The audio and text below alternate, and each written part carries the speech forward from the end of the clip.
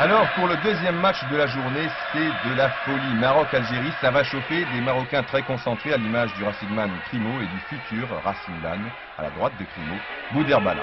Non loin de là, les Algériens qui croient maintenant en leur chance malgré l'absence de leur grande star. On a espéré au dernier moment, et oui, que Rabat Madjer serait de la partie. Finalement, cela n'empêche pas les Blancs de réaliser un bon début de match. Vous avez vu un bon tir de Ferraoui et maintenant une action encore plus dangereuse avec à la suite de cette passe de Bouafia de ce centre de Ferraoui, Jamel Ménad qui arrive un dixième trop tard et qui se heurte finalement à Zaki, arrivé la veille de Mayor. Une autre occasion très nette, cette fois pour le Maroc, tête de Crimo et Merzekane qui sauve. Le 9 des Rouges semble dans un grand soir, mais le 9 des Blancs n'est pas mal non plus. Jamel Ménad réussit un joli centre, et là encore, il ne manque pas grand-chose à Belloumi. Ce match qui dépasse un peu le cadre du football, pour les raisons que vous savez, est très heurté. 32e minute, l'Algérien Kassi Saïd est victime d'une fracture du péroné. Coup de théâtre, Kassi Saïd, qui est plutôt un milieu défensif, est remplacé par l'attaquant Djaoun. Un coup de poker de l'entraîneur d'Algérie, difficile à dire. Toujours est-il que le Maroc va dominer l'entrejeu en deuxième période. Crimo pour El Garef.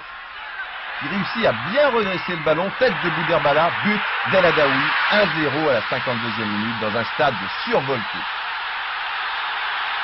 Pour ceux qui n'ont pas été très attentifs, c'est pratique, le tableau lumineux du stade repasse la reprise du joueur stéphanois.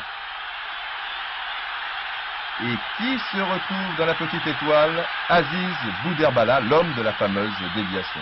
À partir de cet instant, le Maroc est libéré. Crimo, toujours remarquable remiseur, attend tranquillement El Garef et il le lance parfaitement. Crimo, remiseur, mais également buteur, sauf bien sûr si la malchance est au rendez-vous. Je vous l'ai dit, c'est le Crimo des grands soirs. Et comme Timoumi n'est pas mal non plus, les Algériens ne savent plus vraiment où donner de la tête, mais au Stadio Comunale avec Bastia, Crimo avait eu de la réussite, et mercredi dernier, cela n'était pas le cas.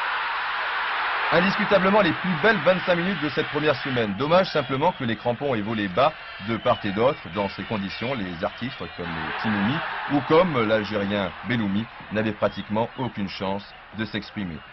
Je vous ai dit que les crampons volent bas, c'est une erreur. En fait, ils volent haut, très haut, à l'image de cet attentat de Tidjani sur Belloumi. Carton jaune seulement pour le Marocain, alors que le rouge était 100 fois mérité. Si les arbitres ne prennent pas les choses en main, il n'y aura plus beaucoup d'artistes en l'an 2000. Score final, 1-0 pour le Maroc. Écoutons El Adaoui.